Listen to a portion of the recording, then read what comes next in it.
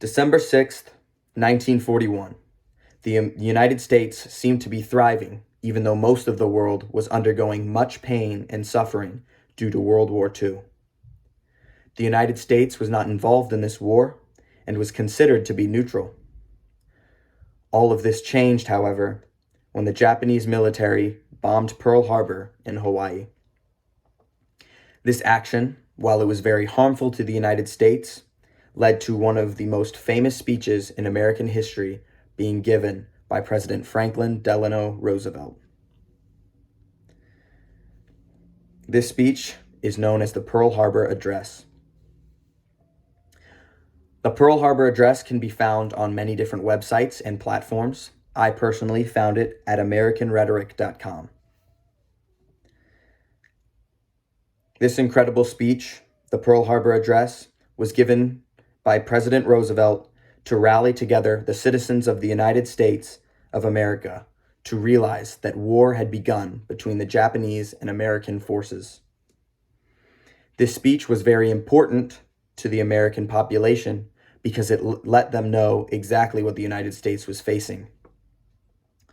The American people were very scared at this time, and this speech gave them a sense of confidence by letting them know that the United States would not stand for such behavior from Japan and was willing to fight back for the freedom of the people. The main points of this speech were first to educate American citizens on the situation, but also to explain to them why President Roosevelt was declaring war on the Japanese Empire. On December 8th, 1941, this famous speech, the Pearl Harbor Address, was given to the American people. Mr. Vice President, Mr. Speaker, members of the Senate, and the House of Representatives. Yesterday, December 7th, 1941, a day which will live in infamy. The United States of America was suddenly and deliberately attacked by naval and air forces of the Empire of Japan. The United States was at peace with this nation, and, at the solicitation of Japan, was still in conversation with its government and its emperor, looking toward the maintenance and peace in the Pacific. Indeed, 1 hour after Japanese air squadrons had commenced bombing in the American islands of Oahu, the Japanese ambassador and his colleague delivered to our Secretary of State a formal reply to a recent American message. And while this reply stated that it seemed useless to continue existing diplomatic negotiations, it contained no threat or hint of war or of armed attack.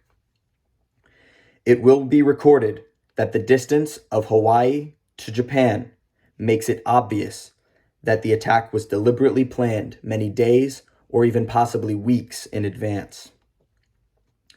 During the intervening time, the Japanese government has deliberately sought to deceive the United States by false statements and expressions of hope for continued peace. The attack yesterday on the Hawaiian Islands has caused severe damage to American naval and military forces. I regret to tell you that many American lives have been lost.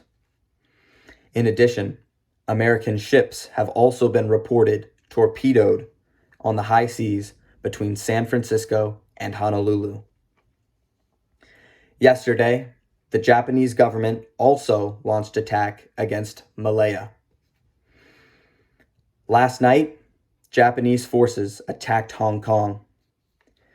Last night, Japanese forces attacked Guam. Last night, Japanese forces attacked the Philippine Islands.